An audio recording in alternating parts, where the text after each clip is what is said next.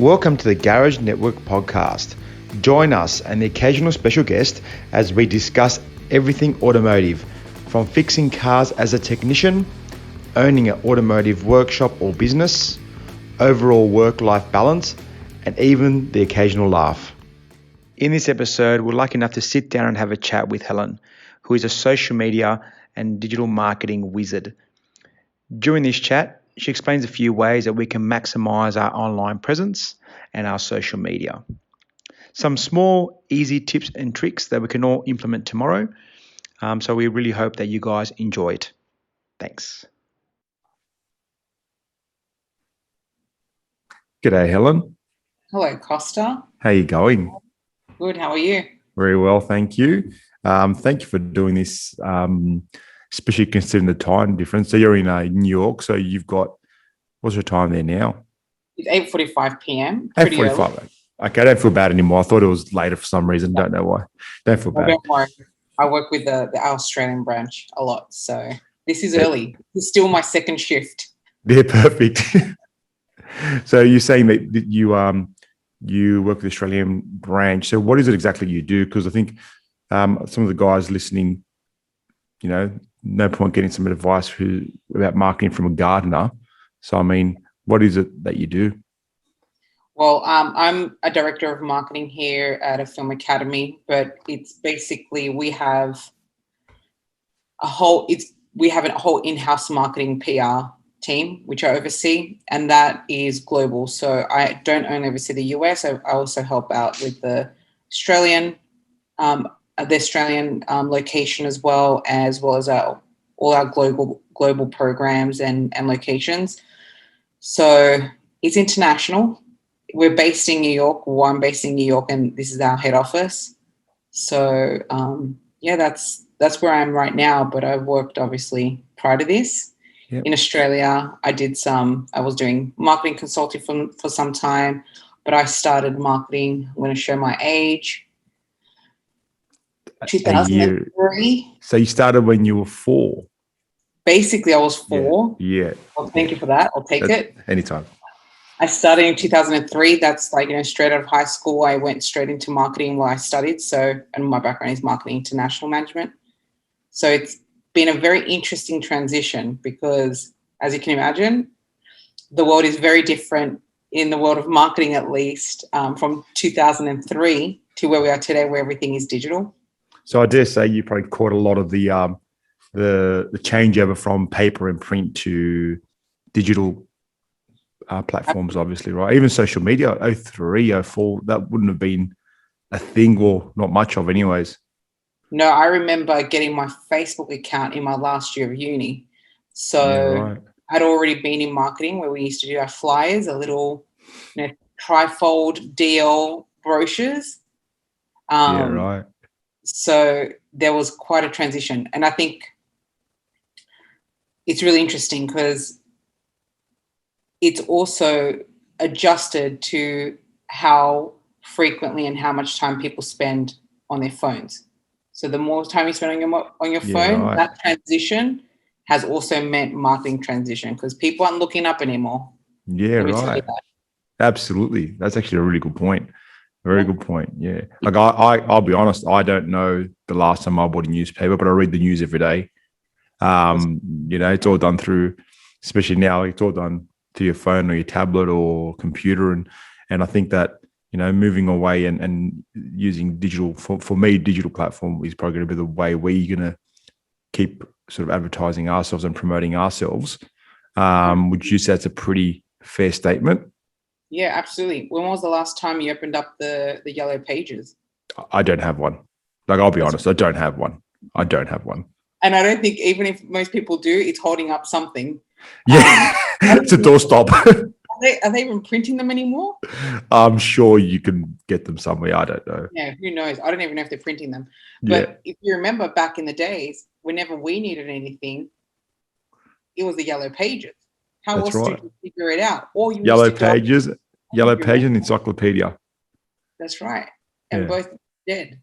Sorry, guys, but it's dead. So the most interesting part, I guess this comes back to what is marketing.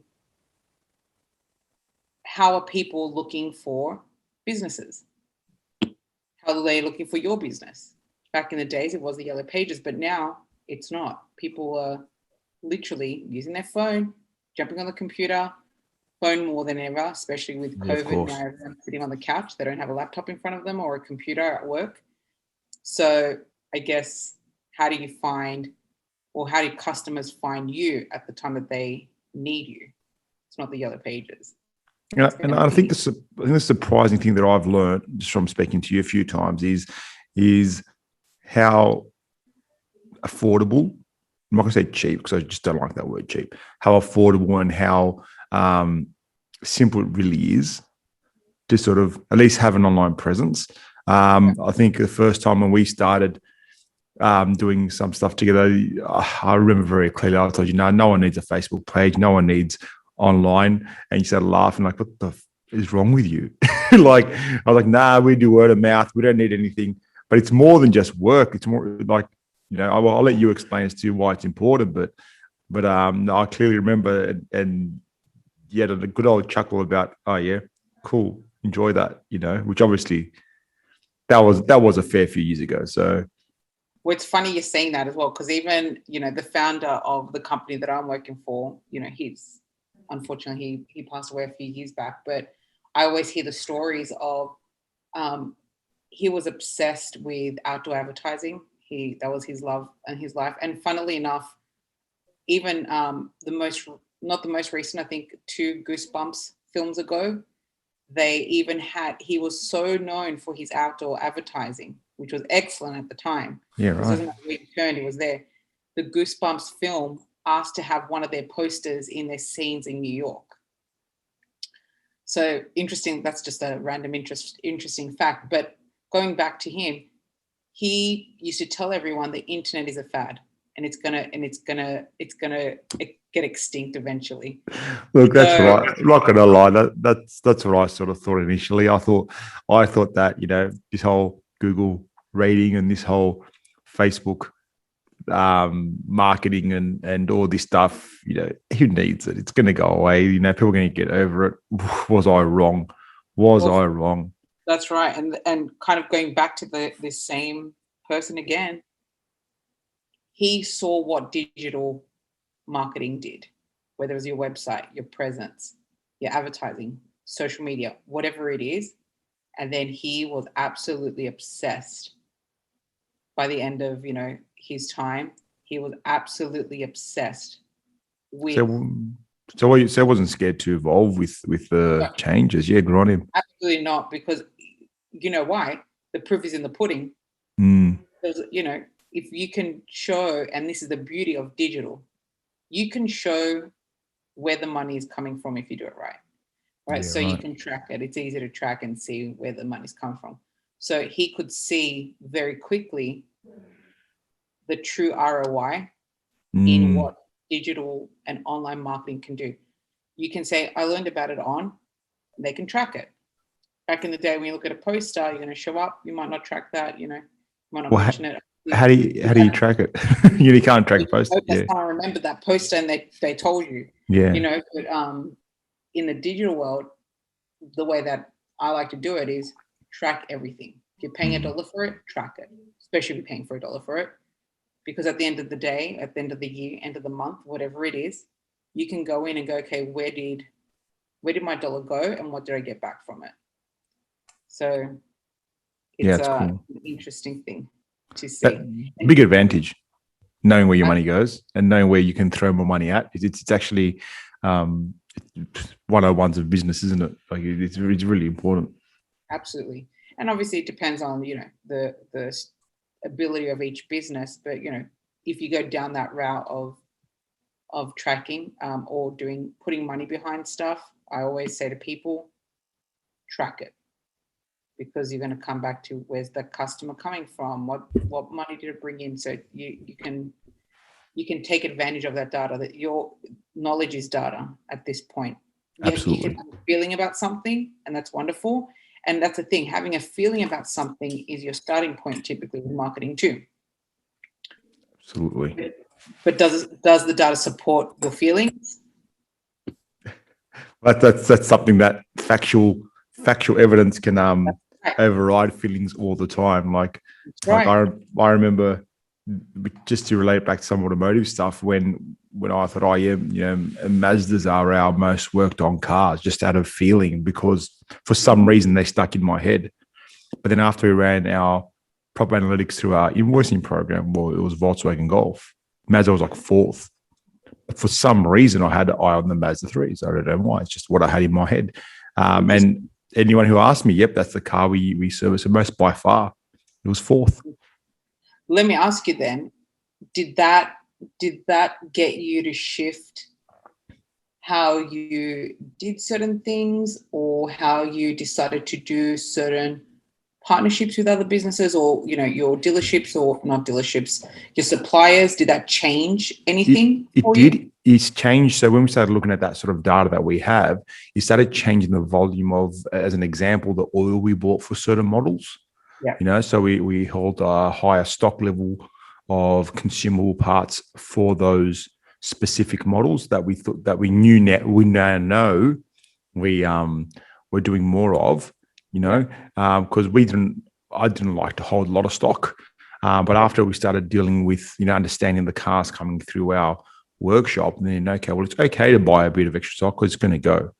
We could also then order in and have in stock stuff that we know fail often on those cars, because at some point you're going to sell it, because they're 30% of your car park is that car, and common on that car is this part that breaks, or these brakes that always wear out, and it saves time ordering them. You've got them on the shelf. If you've got a car that has a common, as an example, water pump, and I have it in stock, rather than mucking around trying to order it, it's there. And there's a few companies out there that do it really well, where they've actually gone and imported their own parts from direct from Germany and whatnot, especially for the European guys, because you make your money, because you're understanding your car park, which allows you then to maneuver your business the way it needs to go.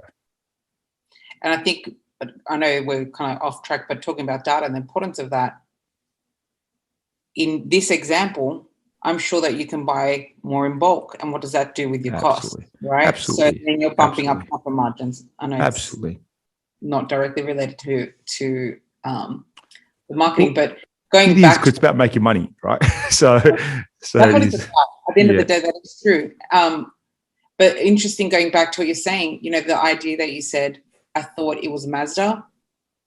Yeah. Even that hypothesis, you've made up a decision in your brain, right? Oh, it's Mazda. It's making you go now and prove or disprove that assumption. 100%. So that feeling, that hypothesis, that you imagined what that result is, go prove it or disprove it, and that's going to be the driving force, whether you've made it up because of whatever reason. Yeah. Well, I don't know the reason, but absolutely. That's a fact. So that's how, when you're doing data, or if you want to look at your market, or you want to look at where your customers are coming from, like, look at the data. It's okay to start with a feeling. Now prove it or disprove it. Start somewhere. It's a good way to start. Otherwise, you're just looking at numbers. And what do numbers do if there's no objective, or you're not going to do anything with it? It's just a whole bunch of numbers that don't tell a story of what your business is doing. Absolutely. So you need to start somewhere as your inspiration. It's always good to have a starting point. We always say that. It's always good to have a starting point. Otherwise, you have nowhere to go, no direction. So it's always good to have a starting point, conscious starting point. Yeah, that's right. And by using that and doing that and having that hypothesis starting point, you might even find opportunities that you never even realized you had, because you've started to dig. Once you start looking at the business and working on the business and not in the business, sometimes you'll get lost in the information and don't know which direction to go. That's not a whole other story, which you can figure out. That's not my area at this point. But you're just here to tell us how to make a lot of money. You're just here to tell us how to bring those customers to the door initially. Yeah. Or even just relay the message of your brand, right?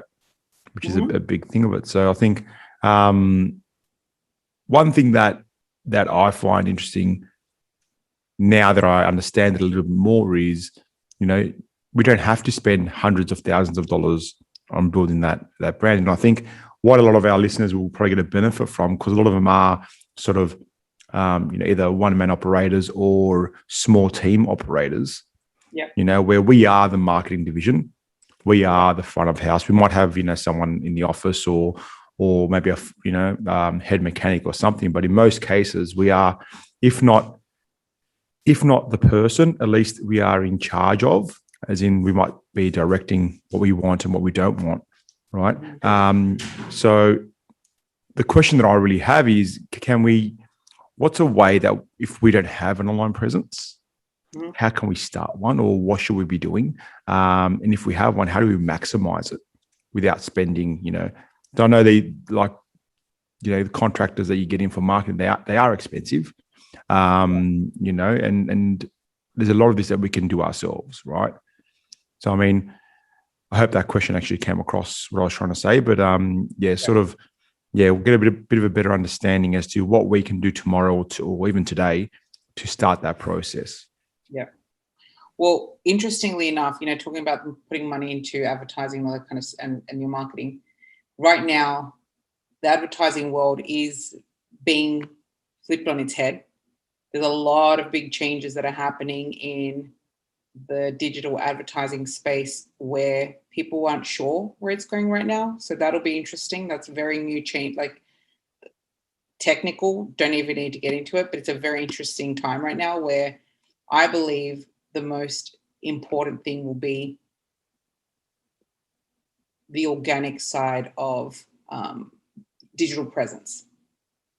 And what I mean by that is what you don't pay for. So when we talk about organic or paid, organic is basically what you don't pay for.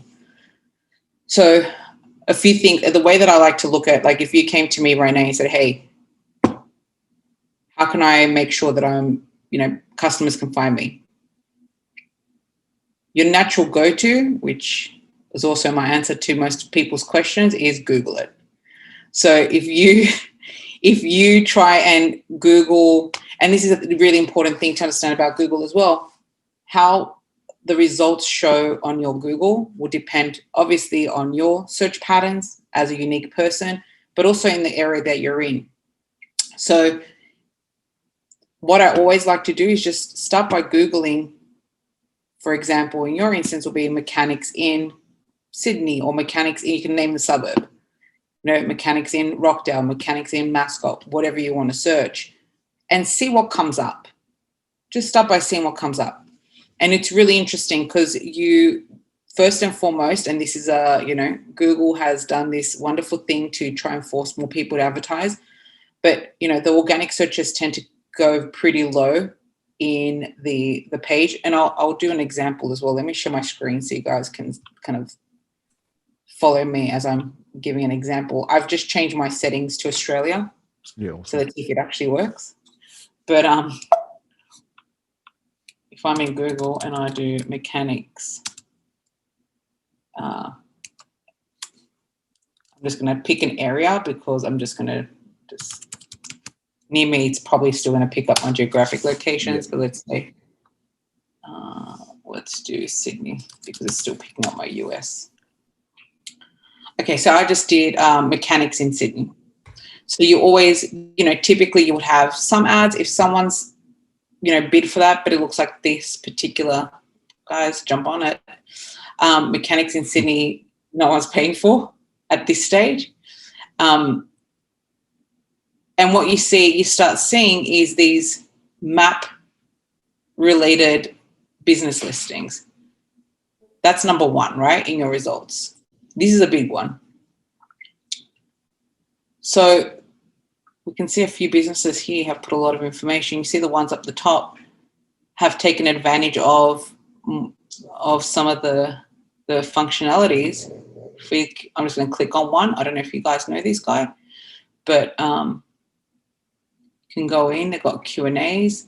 These are photos that customers typically do. Got some good reviews. And there's some information also being pulled.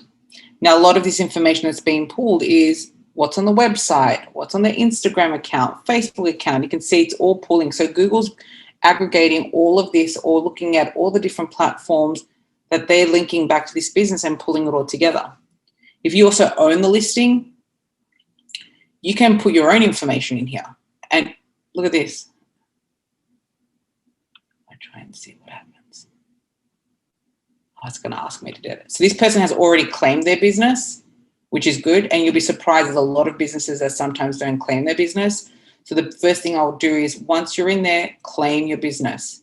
You're going to have more control over what you want to put up here. You can see this person has information already listed. So they've got their health and safety stuff in here. So you guys are obviously quite proactive, it looks like. It looks like they've spent a lot of the time and effort on their online stuff. They've at least put some information on here, right? So if you, first and foremost, go in here, make sure you claim your business, link your website, link your number, all of this information you can control from your listing. So that's really important that people do that, because this is where people are looking on Google Maps. When you go on your phone and you look at Google Maps, this is what's going to come up, the information that's shown there, your contact information, how you want people to contact you. This person's got their mobile number, which is obviously preferred, making appointments. So you can have clear call to actions on how you want people to take action to connect with your business. Free. It's absolutely free. Yeah, cool. So the biggest thing to start looking at is, where can I start putting all my information? And the good thing with Google, once you go into that back-end system, it takes you step by step and even tells you, you haven't completed your information yet. You can put your times. If your times are changing during certain business, business times, they've got COVID announcements that they also provide as a standard across Google as well when it's around that time. But you can adjust your hours during holidays. So you're keeping your customers informed and you're getting people coming to your business when your business is open. I think that's important with the timing as well, because I know that, especially now with COVID, a lot of guys have changed their hours and the way they're operating. Mm-hmm. Even like the coffee shop up the road, we used to go and get coffee all the time in the afternoon to close earlier, which they haven't updated there online. So I went there at 2:00 in the hour for my afternoon pickup.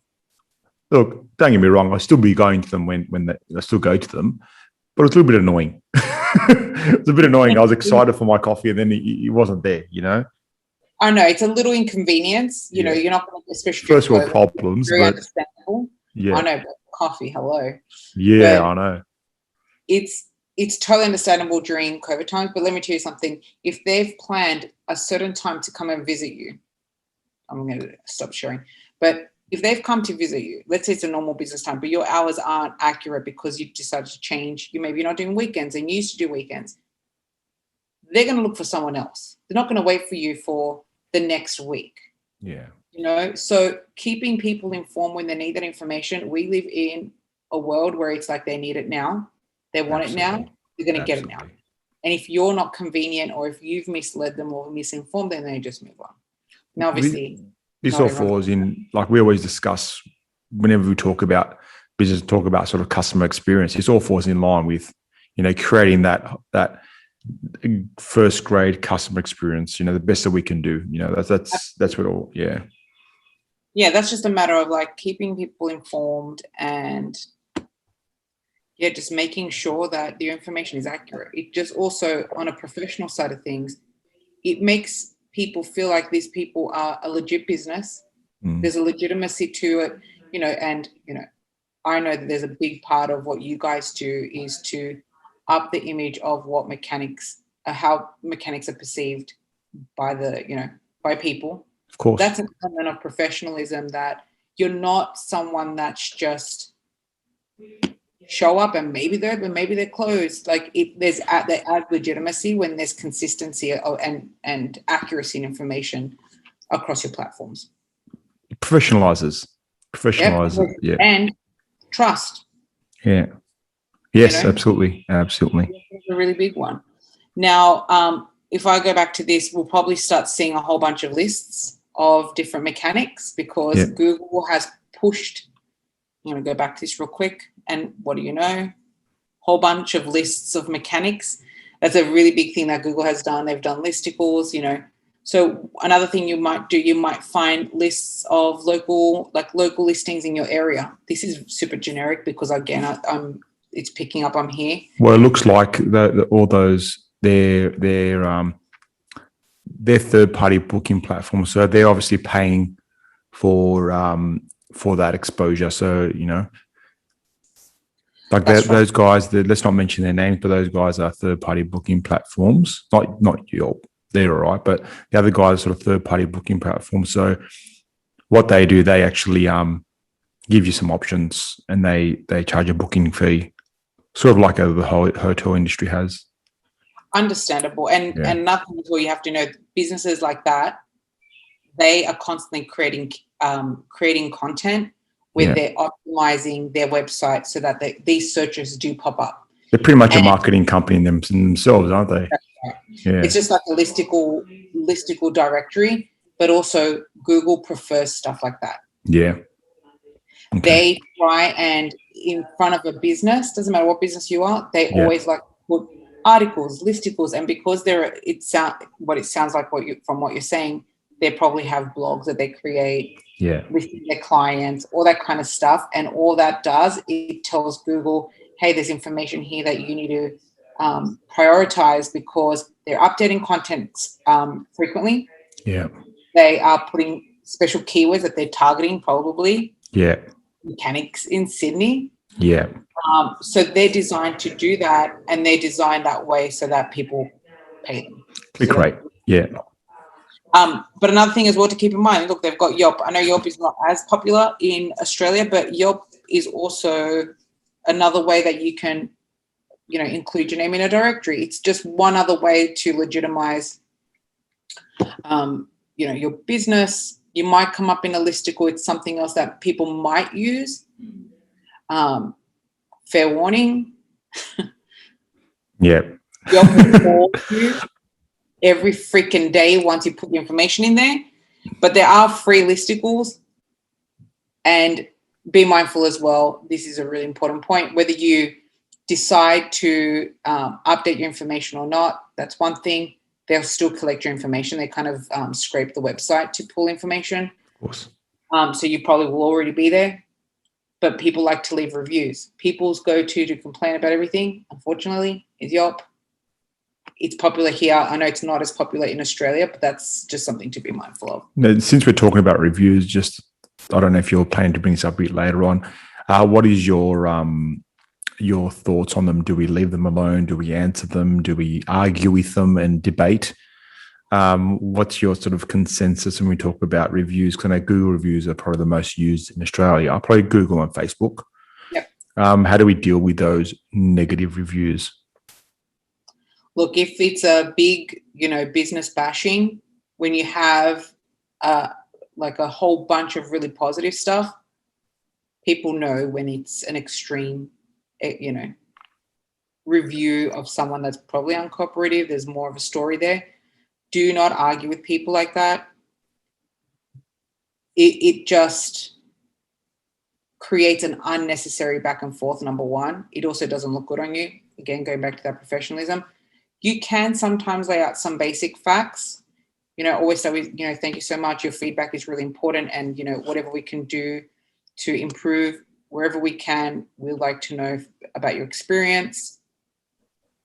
I think you and I try and put a positive spin onto it somehow. Put a positive spin. And then you can also, funnily enough, I was looking at some of these reviews locally as well because there's a mechanic. I need to take my car to mechanic. That's right. You have to go to a mechanic in New York. Yeah.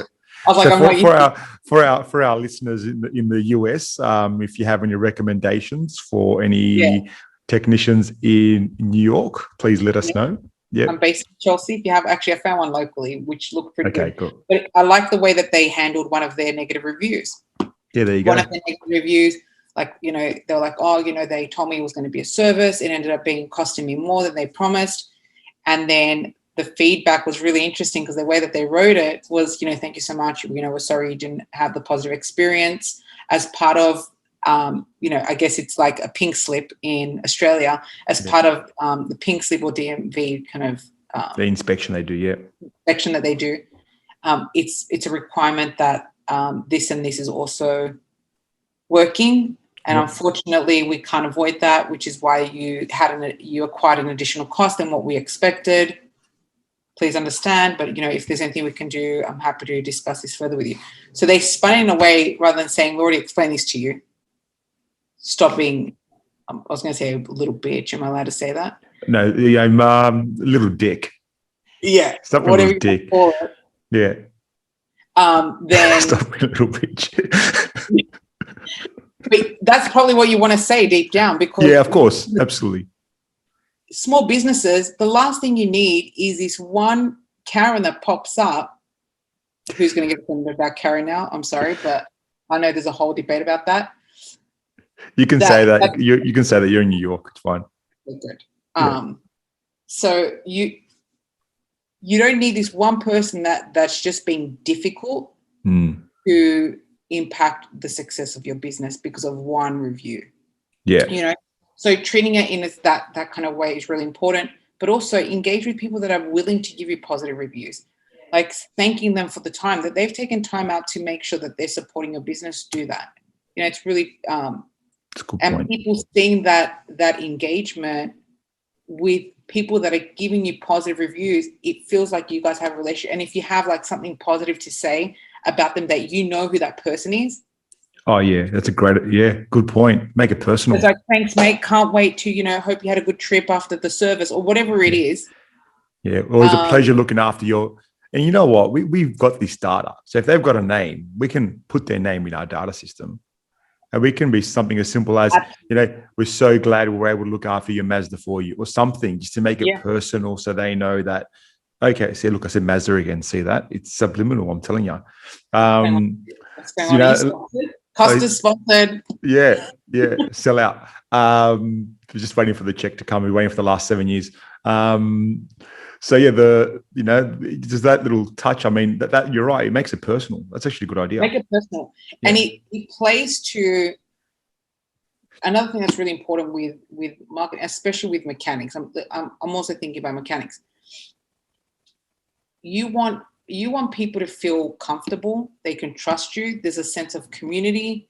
There's a sense of people like going there. So how do you build that? Every touch point. See, people that understand that you actually know a little bit about mechanics. Like, I think you've even spun a spanner or two in your life. I have actually. Thank you very much. There you go. See, people, some insights that people don't know. So you can actually speak on that behalf as well. So you actually understand what goes into the automotive and some of the hurdles we face. It's not the most trusted industry, so I think building that sort of relationships with our customers is quite important. Absolutely. I think, and that's why I keep going back to trust. That trust, and funnily enough, as a female walking into a workshop I'm obviously a little more comfortable with it. It's around me. Yeah. And I don't think if we mentioned as well that, Costa, we're related. Yeah. So you understand, dad and brother who are mechanics, so you sort of understand who they are and what they are, and we're not all, greasy that's monsters. Right. Yeah. And that's the thing. I love to see like that small business, and even in my day-to-day, I try and support small business and local business because I know what it means. Like I would feel a little more comfortable walking into a workshop because it's not unfamiliar. You're exposed to it.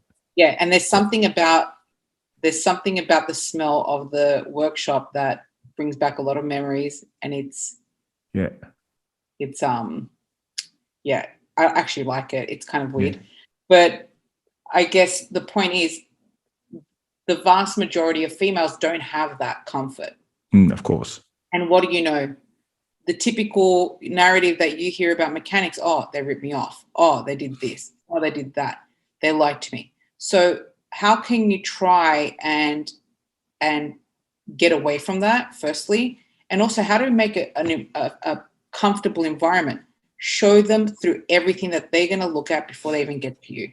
And it's like a mini promise along the way, right? Looking at your Google, they're trusting your information. There's photos of there with you and other customers, whatever it is, you're creating this story of like this community. That's what it is. Your business is a form of community. displaying your photos on social media, show it on your website. Now you've promised them that you're going to have this experience. Now don't fuck it up when they get there. Yeah, right. I've never looked at it that way, to be honest. That's actually that's a solid point. That is a solid point. Yeah, right. Yeah. So they drive in your driveway, the person that's at reception, they know how to greet them to continue that narrative, that story that you've just built of what they're going to experience when they walk in. Have that same feeling. In marketing, they call it the voice. It's your voice as a brand. Bring it all the way through from start to finish. So we sort of call it like we've set the expectation of X amount of personality, X amount of service, and X amount of professionalism. What you're saying is don't fuck it up when they come to the door. Yeah. Don't mess Drop it up. The ball. Don't drop. If you can exceed their expectations when there's a friendly face, you're friendly with all your Google reviews, you're friendly in all your posts, you're inviting people to come in, you engage with people in a positive way. Now have that same voice, that same person. It's almost the same. When I say voice, it's like this personality that exists as the business. Yeah, of course. Think about what that personality, what's the personality of your business. Now make sure you carry it through every element of your website, your social media, the way you explain your business, and your visuals that you use, the pictures that you post on social. And then when they come into that space in the workshop, like have that whole thing match up. Yeah, cool. Well, it makes sense. And I guess that's how you build your brand, right? So that's a different way to look at building the brand. But I like the way you've explained it because it's a bit more relatable. Something the way I can understand it a bit better, which makes sense. Makes sense. Yeah. It's not as daunting because when you say you're going to build this brand, this sounds like a really hard job, right? But I mean, when you're explaining, it's pretty much just doing what you're saying you're going to do, right?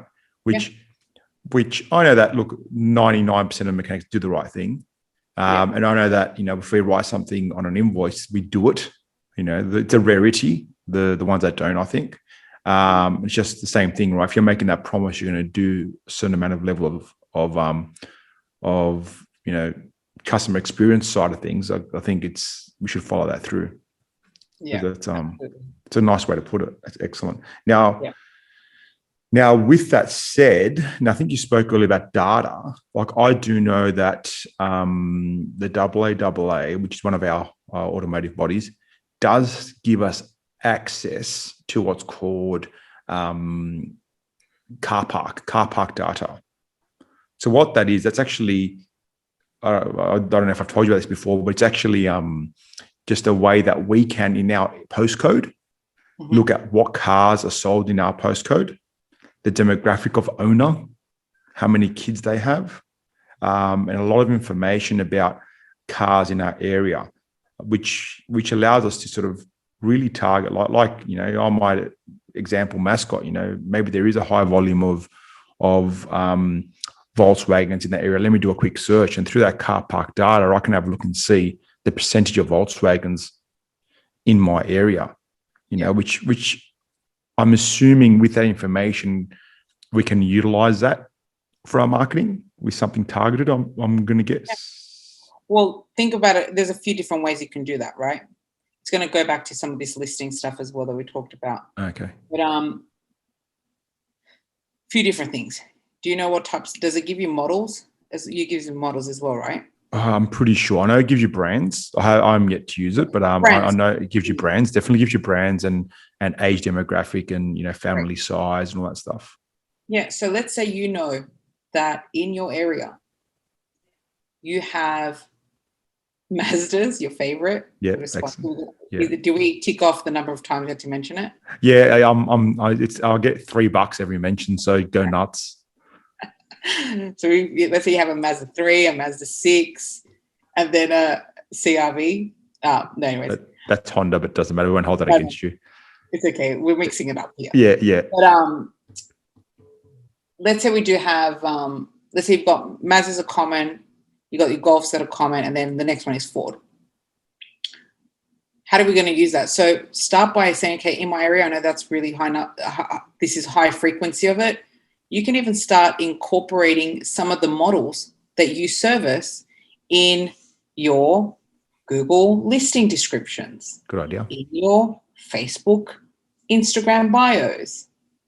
So start utilizing, and also the website, absolutely the website, because the website is going to help you also with your Google rankings. Obviously, like I showed you originally with this listing, maybe it's not page 1, but maybe page 2 it'll come up. But if you have it in your descriptions, in your maps, yeah, right. because when you go into into the maps and you can edit your profile, you can have a little description or a bio about your business. You can add that. There's about section in your Facebook profile. You can have a little bio. Obviously, you don't want to necessarily, unless you specialize in a specific model, it's a little bit unnecessary, I would say, in Instagram. But these are places where you can start incorporating the brands or the models and stuff the models of cars, the makes of cars, where you might come up because they're going to search. They might search for it. Yeah, and right. also, if you have a Mazda or you have a Golf, whatever it is, you can't help but your eye catch that brand. 100%. Well, to be fair, I owned a Mazda for all of that time when I thought Mazda was my most serviced car. So there's a pretty high probability it was owner bias. Yeah, it's psychological. When when I remember when I was back, also you recommended I buy a Mazda. But when I was back in Australia, I was this is not looking good for me, eh? It's not looking good. Dude, let's just put it out there. SEO, make sure you transcribe this podcast. Yeah. But in the bio, we just simply talk about Mazda, Mazda 3, Mazda 6, and CRV. Just add a Honda in there. Why not? Yeah.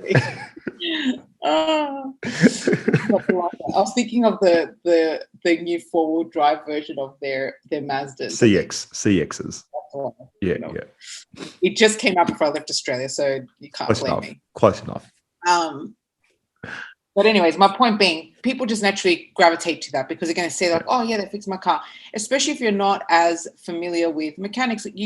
Most people obviously assume, but you can't help but see that. And it doesn't have to be 1 or 2, especially when you're looking at bios like in Facebook and on your website. You can list models that you service extensively. It doesn't have to be the first couple. Obviously, you don't want to go overboard, so it's not like specialized. The ones that specialize in and they list everything. Please don't do that. Yeah, okay. That's not specialized. But we specialize in every car. I've seen it certain times. It's not a thing. But keep that in mind. That's one thing that how you can use data. Yeah. Because if someone's looking like a mechanic for Mazdas, boom. Yeah. Okay. You're likely to come up than someone that doesn't mention it. Not saying you necessarily will, but just looking in your area and depending on the search.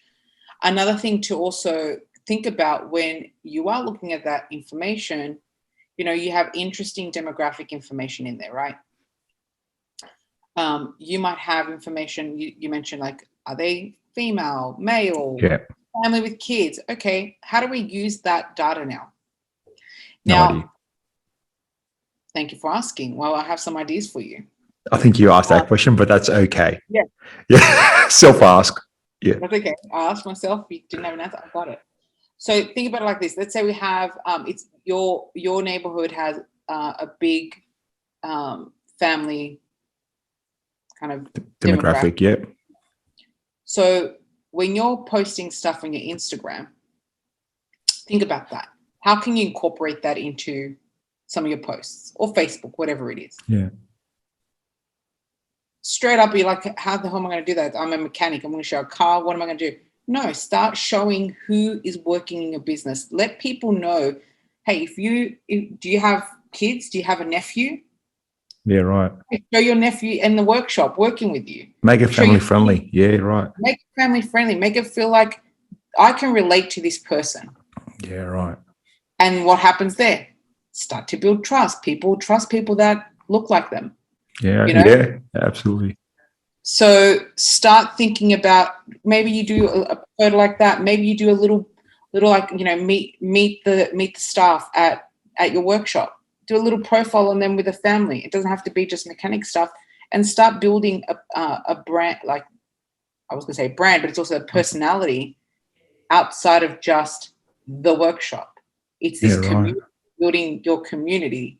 Your staff are your community. Your mechanics are your community. So you start bringing in people that look like them, and so you can use that data to work off of that.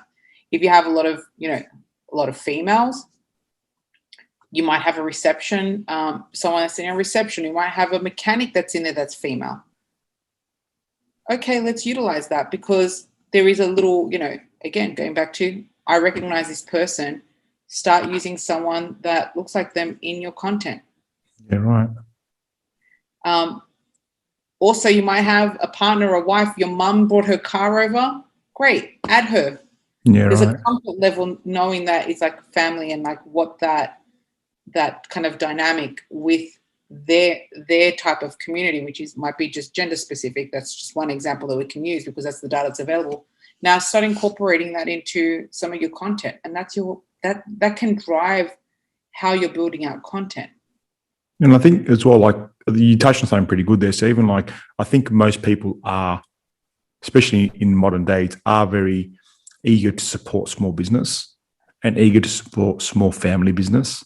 And Absolutely. I mean, if like even some of our reviews that we've had of our previous business was a couple of them were literally mentioning, small family business, support the local. Like these were things coming up in our like 5-star comments, right? So people do like to support that. So showing we are that, which reality, a lot of these our workshops in our networks are, they're maybe anywhere from 1 to 5 person teams. Most of them, don't get me wrong, there's some bigger ones and whatnot, but I'd say the majority are smaller teams. You're right. Show that, especially now in the times we're in, like especially now. Absolutely. And it's like you're creating a connection to people. You're steering away from, that whole narrative that we're speaking about with mechanics. And you're building trust. That's the biggest thing.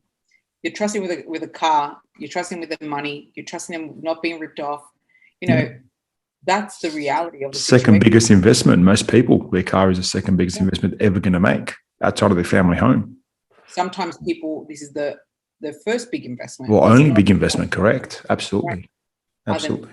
So being mindful of that, that's a good way to incorporate some of that data, demographic information, but also this is a little different.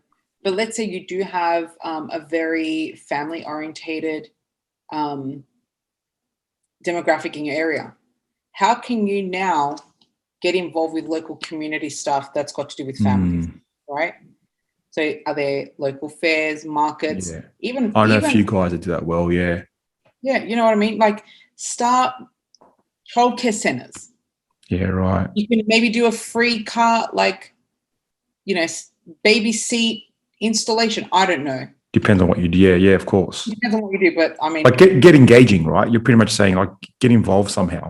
Your community where you can see that you're supporting local business. Number one, people love that when businesses are supporting businesses, but also you're building off of, if you have good relationships with other businesses in the area, use that trust that they have with those businesses, cafes, restaurants, local car cleaners, whatever it is, use that to leverage your own business brand, and the trust goes hand in hand. If they trust this business and that business trusts you, it kind of starts to trickle over to your business as well. I think you're right with that, because I know that when we were there in Mascot, and it's not doing anything hard. Like just when you go to the coffee shop, have a smile, say good morning to the person at the coffee shop. How's your day? Small chit chat goes a long way, especially when they're sitting there making coffee all day with no real interaction with other humans, right? Beyond yes, no. Like we used to find a lot of referrals or recommendations coming from the local coffee shop. That's right. Purely because what do we do different? Not much to everyone else. We said good morning. We said, how's your day? Had just a normal chat with them about how the day was going, right? Basic, in uniform, presentable, clean, so that you know who you are as well. That's which right. I think, and you're right. Small business supporting small business in general is a nice thing to be happening. But obviously, yeah, especially in your own community, it's really cool. But also keep in mind, you are your brand, right? Absolutely, yeah. So the experiences that they were having with you was a positive one. So you would if someone comes in and they know that someone's looking for a mechanic, they now have a sense of trust that Yeah, person's going to have the same positive experience that they just had with you. absolutely. And they might not know how good, they have no idea how you are as a mechanic. No. But they know they liked you. They liked you. Yeah, that's right. And I So think, yeah, and I do find with referral customers, the ones that I recommended to you, that there's almost an instant trust there. absolutely. Because there's like an instant trust that again, don't fuck it up. Like the trust is there. Just keep it. Just do what you're meant to do, right? Just keep that image and the level of servicing is where it's meant to be.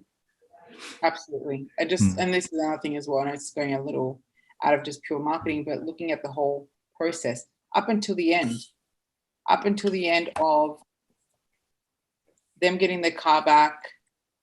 You're going to have an air freshener put in there. I don't know. Not everyone likes air fresheners, but putting an air freshener, whatever that is.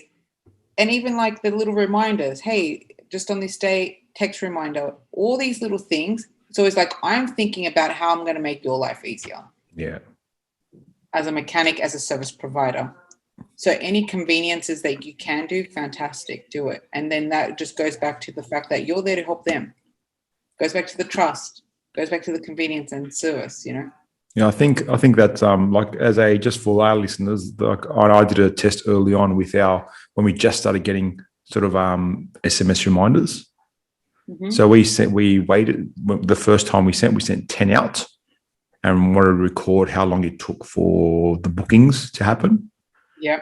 We had 7 out of 10, so 70% within 24 hours called up for a booking.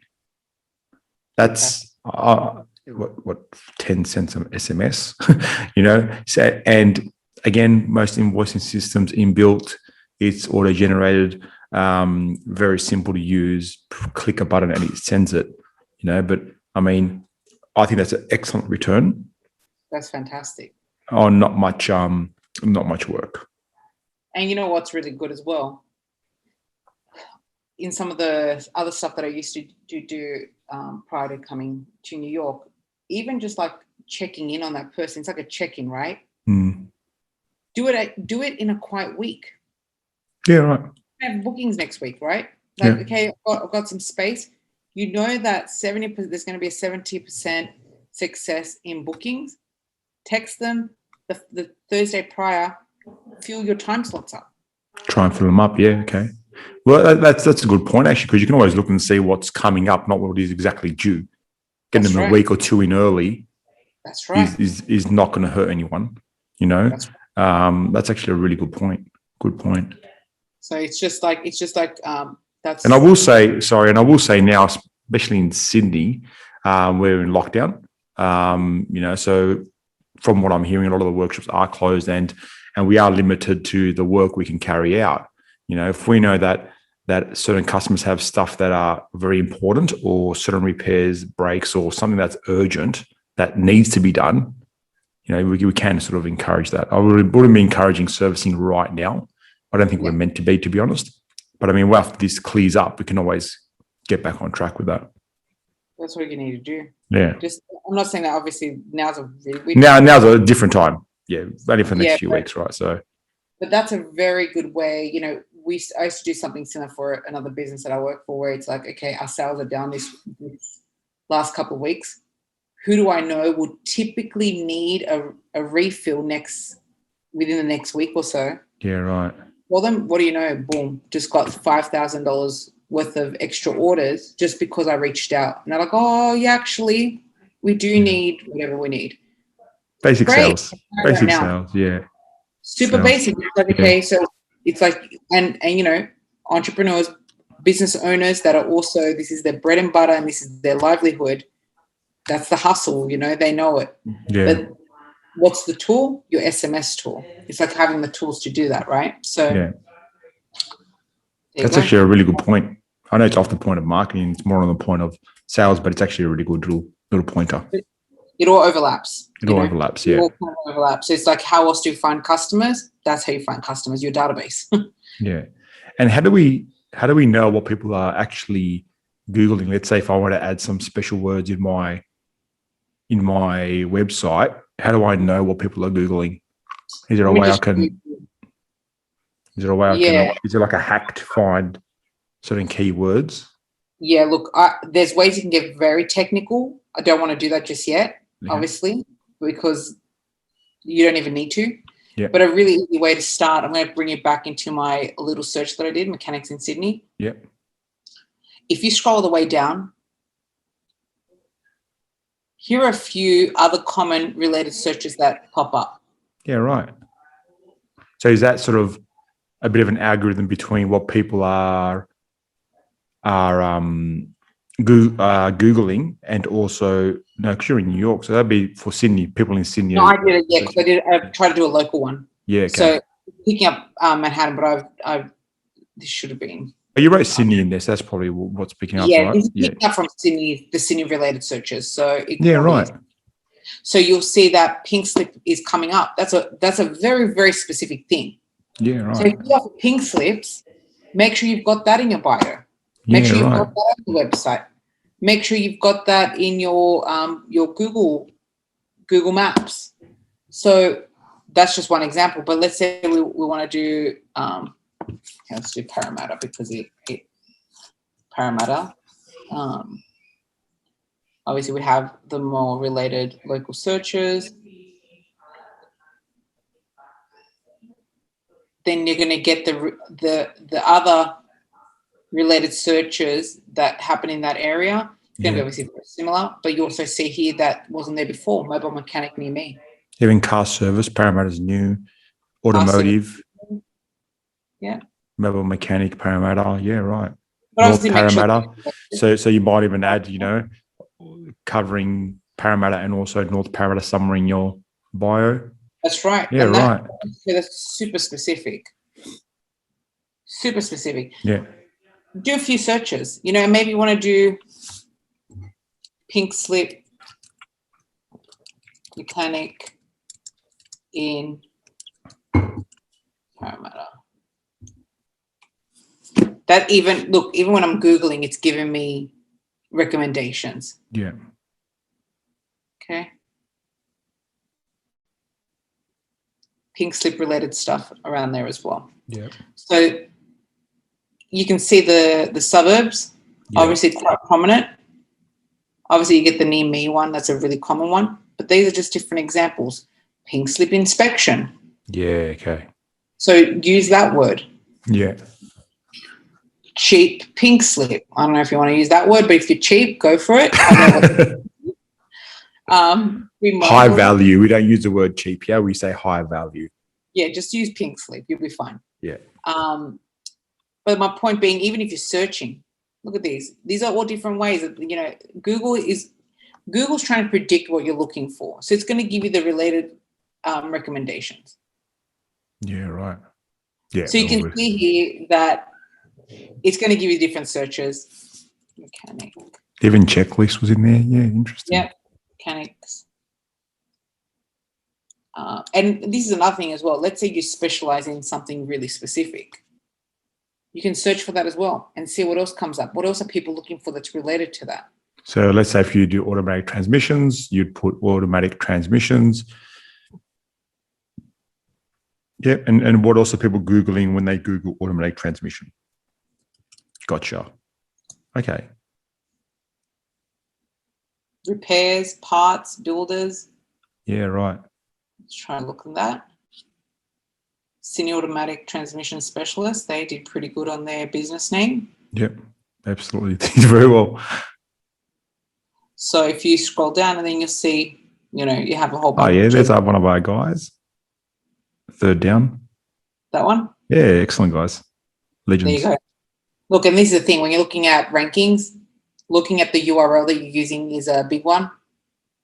So you put the word mechanic in your URL. That's good. Yeah, okay. So that's number one ranking for SEO is always your URL. Yeah, okay. Which is why transmission service. And then obviously all of their words will be transmission related. Yeah. It'll even outrank some of the it did. other listicles. So we've got a few in there. But then if you scroll down to the bottom, here are some other words. Specialists, repairs, exchange. Order. Yeah, right. So this is a really simple starting point. And it's just like, what words or combination of words can I put together that will typically get searched? And also run the search yourself and say, okay, is it actually related to what I'm looking for? Because you might put something in there and it's bringing in something else. Yeah, it's bringing in something about trucks and not necessarily about car servicing. So make sure you're so specific, because people that are searching and then look at trucks like, okay, this is not related to me. This is about trucks. And we've got to remember as well that a lot of the general public aren't very automotive rehearsed. So they are going to be you know what, for the guys out there, maybe ask your cousin or someone who has no idea about automotive to throw that in there and just see what comes up. Try and find me without using my company name or something. Yeah, so just try doing car mechanic. Any area, yeah. In Marrickville. Yeah. What you want to search for. Mechanic Marrickville for service report. Yep. Yeah. So these guys are advertising. Yeah. They must also be advertising with the word Marrickville in there. Yeah, okay. So that's picked up. It's triggered, but also I'm probably out of area. So they should really, they haven't targeted targeted Australia. It looks like they've targeted everyone that's looking for just ads. Yeah. So they're geographically, I'm going to guess it's geographically targeted to anyone that searches for that. Yep. Another part, the reason why I probably wasn't served some ads, mechanic in Sydney, I guarantee you there's ads, but they've picked up them out of country. So okay, they're not gotcha. But you'll see here, Frank's Autos, that's a big one. That outranks even some of the listicles. They're great guys as well, the guys down there. There you go, they've done a great job with Marrickville, that's for sure. And also you can see this, even this terminology that they used in here. They've named their pages to have those keywords in there. Smart. Car, mechanic, servicing, Marrickville. So all these, looking at your website and looking at how you're titling your pages, what does your menu look like? This is all non-paid. My point being, yellow pages, there you go, it's digital. So I would even also take a look, either yellow pages is probably going to pop up more in Australia. Take a look at your listings, make sure it's up to date. Wherever it's free, look, check if there's true local stuff. Make sure your listings are updated. All these little things that are free, update it, because and this is the thing that I always like to say, you don't know how your customers are looking for you. You can guess, starting with Google. Just remember, you don't know how your customers are looking for you. And everyone's going to look for you in a different way. The way that I like to look at it is, okay, let me try and target every possible way. Let me put a little bit of presence in every little spot. It doesn't have to be huge. It doesn't have to be expensive. Just things like Google. Someone's on Instagram, add it. Facebook, add it. They're also going to help you with SEO when you're looking at someone actually Googling you. It all connects without you even realizing it.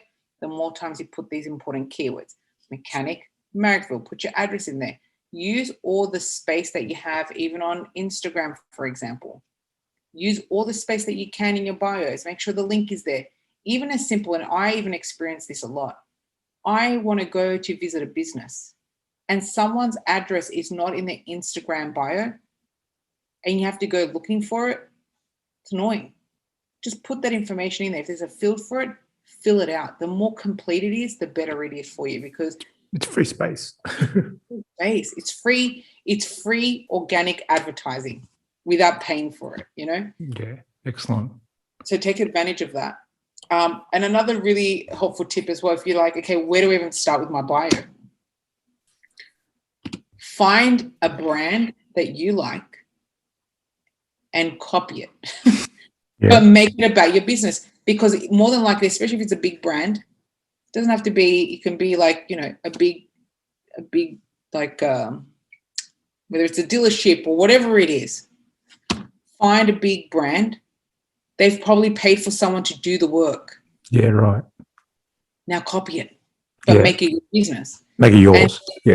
Right, customize it. Don't copy as in copy and paste, but copy it in the sense of, okay, what do they add here? What did they add here? Just gives you a starting point, I think. So you're not Absolutely. sort of it's quite daunting for myself anyway. It's very daunting when you're looking at it from a all this amount of work. You've got to build your Instagram, you've got to build your Facebook, you've got to worry about your Google. For me, it's quite daunting.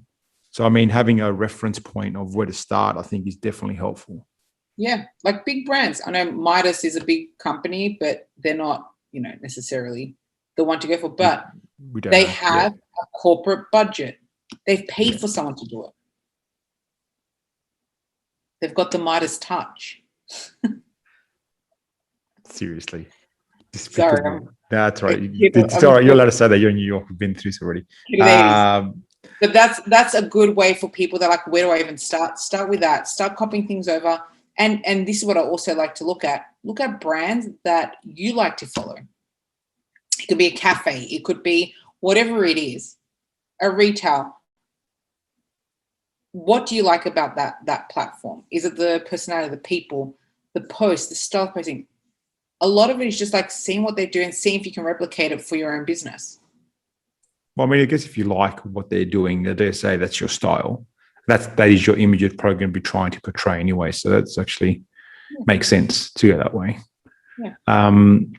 Now, because you did talk about a few different platforms there. We spoke about Facebook, spoke about Google, spoke about Instagram.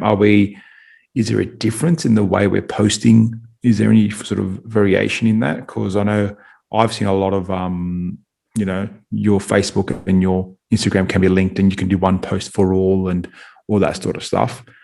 Is that okay? Is there a better way to do that?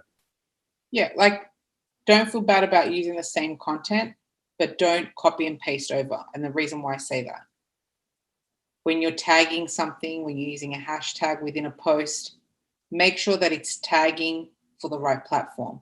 Because if let's say your Facebook and Instagram name are not identical, the @ whatever the business name is that you're tagging is not going to be the same on Facebook. You have to manually go do it. So do the same thing, totally fine, but just make sure you're using the best practice on tagging and how you're mentioning people and brands and stuff like that. And just take an extra, it literally, once you've got the caption down, it's going to take you an extra 10, I won't say 10 seconds. I will probably say an extra minute to make sure that you post it on your other platform and edit it. You might even post it at the same time and then just go into Facebook and just quickly do an edit. That's another easy way. So link them, but then don't forget to fix it as soon as it's posted. Really easy way to do that. I found as well, sort of which I'll be honest, I've been a bit slack on my social media stuff purely because I haven't got the capacity to sort of service anybody else. So I'm not actually on the look to, which I should still be doing more to just promote my branding. But I've found sort of pre-scheduling my posts. I might sit down for one day and do, 6 months, well, not 6 months, maybe 3 months worth. All right. I find that easier for me to be on top of. Yeah. Is that something that is a normal practice or? Yeah. Generally, we like to, especially just in brands that are posting multiple times a day, especially, they're not there sitting there doing it. And I do generally like to recommend, just for business's sakes, if you're trying to run your business and then worry about a post, it's the last thing you're going to do. So if you have an allocated time, and it might be a day that, you're up early, give yourself an hour to do a couple posts, dedicate that 1 hour, 2 hours, whatever it is, a couple of hours. When it comes to mechanics, obviously the more you post, the better. People will see you. But the reality of it is, as long as there's at least a couple posts a week to make it feel alive. Yeah. The last thing you want to do is you want to go to a business, you get a vibe of the place. You want to get a sense of what the brand brings or their experience might look like. Typically, you want to set that at least posted generally with businesses, at least in the last month. Yeah. But if you can do, 1 to 2 posts a week, I think that's sufficient. And then as you're going through the week and there's something cool that's happening, put in stories. So it's right. So we forget about that. I forgot about stories. Yeah. Don't forget that. You got stories, and even better, if you want brand awareness, go to Reels. Now that's Now that's a whole nother thing. Like that's a little bit more effort. But if you want to and you can make a Reel, that's what's going to give you, like right now, Reels, they're trying to make it a TikTok competitor. So you get a lot of reach with Reels. Okay. Stories, not as much. Reels, they open it up to the public. So you might have a Reel, right. but whether you're following them or not, you're going to see it. Everyone sees it. Yeah, okay. Makes sense. I didn't know that. Yeah, okay. Well, you're right, actually, because when I do look at Reels, it's people I don't know most of the time. Yeah. It's all random. It's like you forget if you're in Instagram. It's mindless. Yeah. So that's a big thing. They're trying to actually, just a little reason why Instagram is trying to compete with TikTok with getting creators on their platform. Yeah, okay. A big part of that is getting them on Reels and getting them exposure. Yeah, right. Okay. So Reels is where you're going to get a lot of people. Instagram, if you're trying to grow the account, don't be impatient. Like you just have to be patient. There's no quick way around it unless you're putting a whole bunch of money behind it. It's there more for your branding. You're not going to get a huge following anytime soon. It's already past that stage. I think they show maybe anything between 3 and 5%, if that. I don't even think they show 5% of your audience, the content so much. Yeah, right. Stories, absolutely. More views, more eyes on it. I don't know about you, but I kind of don't look that much on my posts. I look at a lot of stories. Most of the time it's stories, yeah, agreed. Look at how you're using the platform. So try and pre-schedule some content, but then if there's really cool things you just want to show right there and then, don't waste time. The one thing you don't want to do is record it, I'm going to post it later. Just do it. Because all you're going to do is procrastinate and it's going to be too late and you're already past and you forgot about it and then you're done. We're good at that as mechanics. We are good at that. So go look, a shiny thing and gone. Right.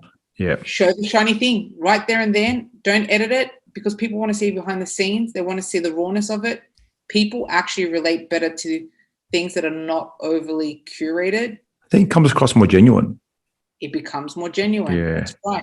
And so there's a big emphasis now on don't overly edit and don't overly curate and just kind of show what it's like. And if it's a fun thing or a personality thing, it's like a joke with a friend or like a joke with a staff member, do it. A photo with it. So you don't have to save it for later. Great if you can and if you need it. Like you don't have content for next week, do it. Let's be honest. Post it when you're in the toilet. We all know you're using your phone. Let's not pretend. Utilize that time. Utilize that solid hour of toilet break. Yep. You need time efficiency. Spend the first 10 minutes on the toilet posting something. The last 50 doing whatever the hell you need to do. Yeah. So the point is use your time wisely, and that's the way to do it. Yeah. Great point. Yeah. And then when you're done for the day, you're done for the day. You don't have to worry about it. Yeah. So allocate the time. I think it's great. There are tools out there that helps you schedule. Facebook, just so you know, they already have like a scheduling tool that you can use. Yeah. Instagram is like a half a tool. Like you can schedule, but you have to still push it out. But I mean, you could always schedule on Facebook, share, and then go in and change your tags, right? Yeah. Yeah. But there are tools that help you automatically push the post out on Instagram. Yeah, okay. You don't need to do that necessarily. Only other thing you can do is put a reminder on your phone. Just prep it. Put it in your notes on your phone. Copy paste. Here's the photo. Yeah. Okay. Yeah. I like Google Docs as well. It's an easy one, especially if you're planning. Put your stuff on Google Docs. The picture you want to use in the text. If you've got Google Docs on your phone, copy and paste. Boom. I've been using that for other things recently. It works excellent. Very handy. Very handy. But create a system that actually works for you. If you love using a calendar, use a calendar reminders and put all the information in there. If you like using Google Docs, do that. But just an alarm, whatever it is, Everyone works differently. Make sure that you have the ability to do that. And if it's not you as the owner, you might have someone that's helping you with reception. You might have, hey, let me tell you something. If you have a kid, Yeah, kid help you. that's a good point. They're probably better than we are, to be honest, and they know what to look for. Yeah, that's right. And then they might come up with ideas with reels and stuff like that you can play with. Mate, use a little child labor. You know? Yeah, that's right. No. Well, they're getting fed. To be fair, they're getting fed and clothed. So what more do you want? Back in my day. But ask your nephews, ask your nieces, ask your kid, ask your neighbor, whatever it is, and let people they can help you out with it and make it a little task for them. Make it fun. That's right. But just again, and it all goes back to, well, what are you going to post? Okay. Think about what we spoke about earlier. Yeah. Make sure it's a brand. If there is a major service that was done and it's very, very common. Yeah. For a particular model make, call it out. Are you hearing this? Do you feel this in the driving? So use language and senses that people that don't know what a mechanic does on how they do it, you simplify the language and speak to your audience that typically doesn't know anything about it. Feels like this, it sounds like this. That comes back to his basic communication skills, which I think most mechanics are okay with. You just got to remember that, when we're talking to general pop, we're not talking to another mechanic. That's right. So simplifying the language, simplifying the explanations. You're not going to tell them, when your steering wheel's at 90 degrees, do you feel a vibration through the control? Like, you're not going to be talking that way. Noise when you turn, sort of real basic stuff. I think, which, look, I know myself, I'm guilty of that because I think I'm quite immersed with other mechanics and we're always talking shop. Yeah. So sometimes I forget when I talk to a non-mechanic that, too much, too soon, Now, we did have a question pop up on our page relating to marketing. It was a bit general, but I thought, you know what, I'll put it out to you and see what you think. So the question was from Matt Cook, and what he was asking was if we can outline various methods, example, Facebook and Twitter, and the amount of time each one takes to maintain your presence on the web. What gains can be expected versus time spent marketing oneself? I mean, we've sort of discussed a bit of this already, but do you have anything to add to that question? Yeah. I feel it's quite general because it's general. Yeah. But also I wouldn't be able to give him an exact time equals X amount of dollars. Yeah, okay. So it's really hard to say, but what's important is whatever platform you're using, right? It's talking and it's reflecting your brand, your experience as a customer coming in, who you want to be, and the voice. We've talked about all these different terminologies. So making sure that it all interconnects, the whole experience, the website, the web, it feels the same, it looks the same, the experience feels the same as well, So that's number one thing that you need to really think about. Sort of trying to stay true to your brand, your vision, your, all that sort of stuff. Stay true with it. And that's follow right. through. And then, like I mentioned a little bit earlier, think about how people might find you.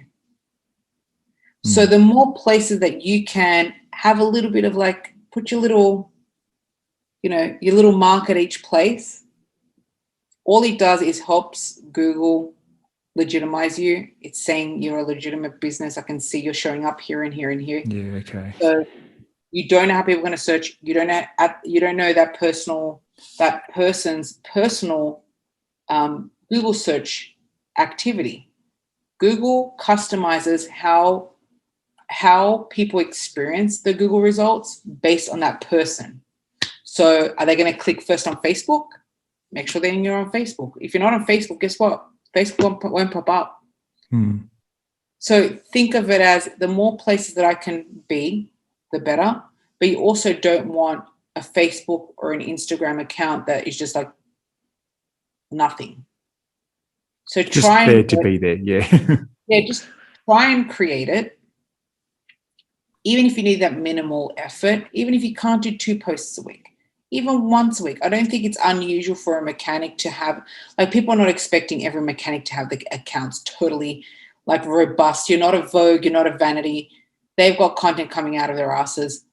They're going to understand as a mechanic, you're keeping them up to date. There's information on there that's useful. There's content there that relates to car servicing and who your business is and all that kind of stuff.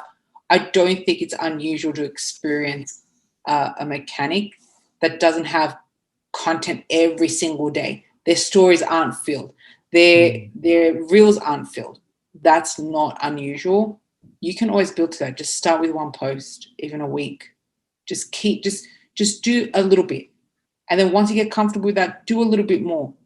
Engage with people that are commenting. You're also going to find, and this is going to be another thing that you have to worry about as you build up on these pages, people are going to start contacting you by Facebook.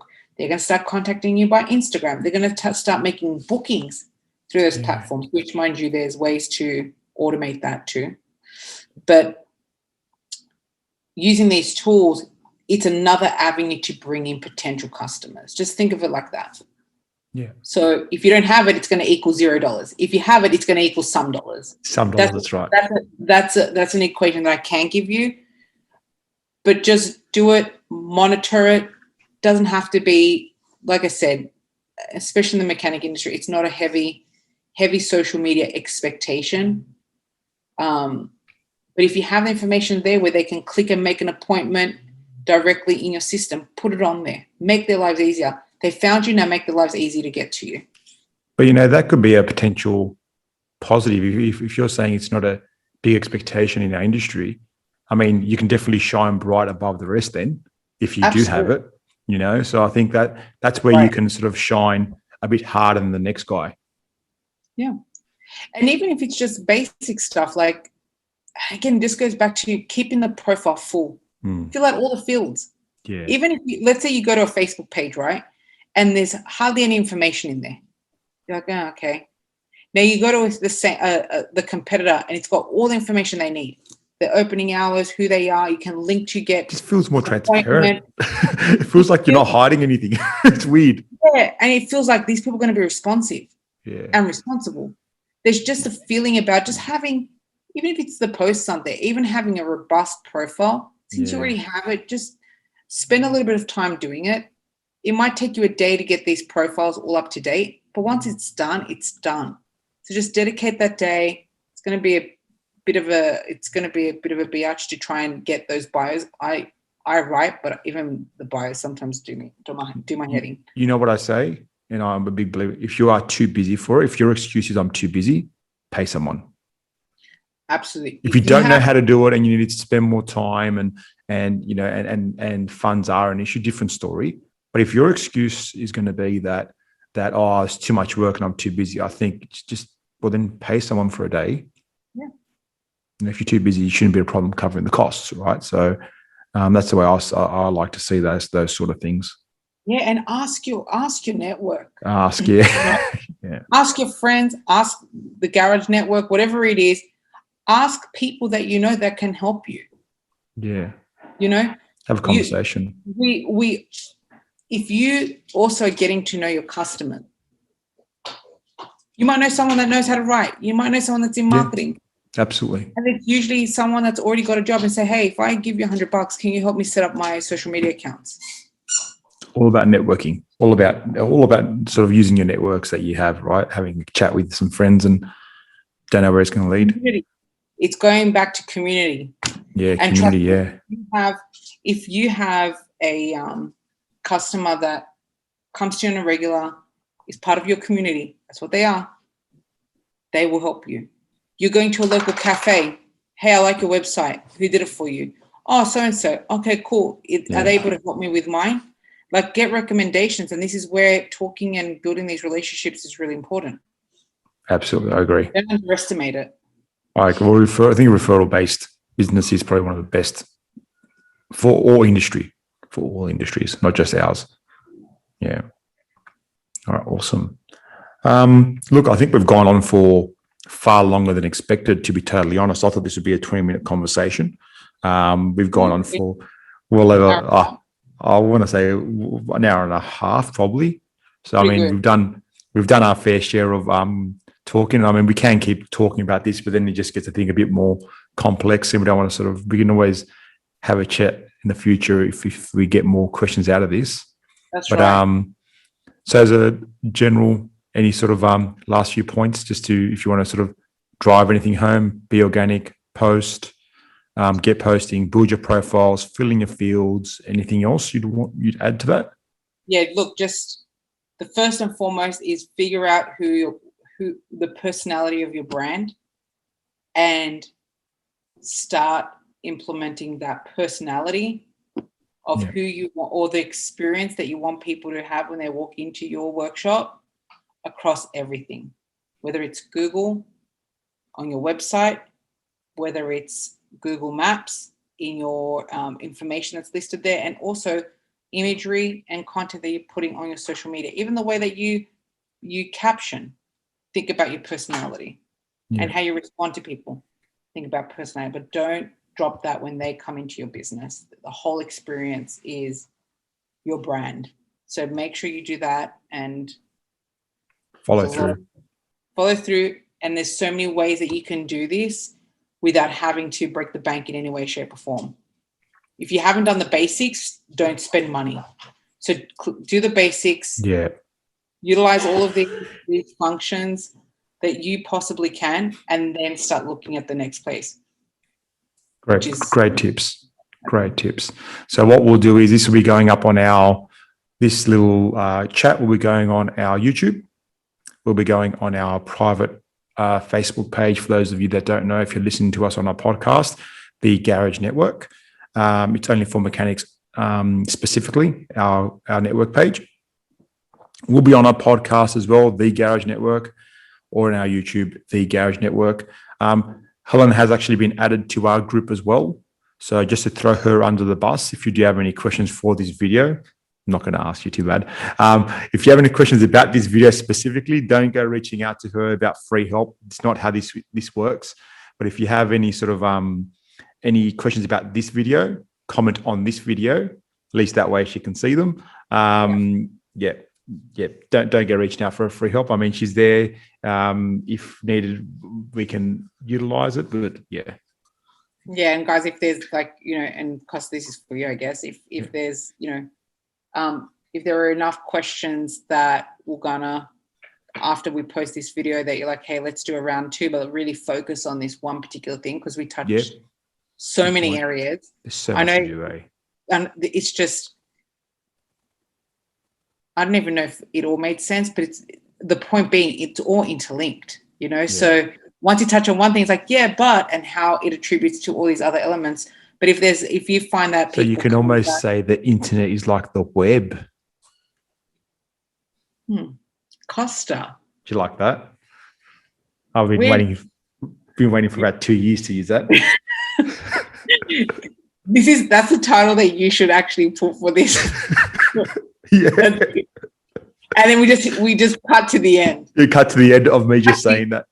Put that quote in the front, and then we start the video. Yeah, it's all about, they bring out the highlights, and they always put in the beginning, and then you watch the video, and it's at the end. Yeah, that'll be the highlight, with me looking super proud of myself. Yeah. That's right. So just keep in mind, we can kind of delve into more specifics, like if anything does come up. But please comment.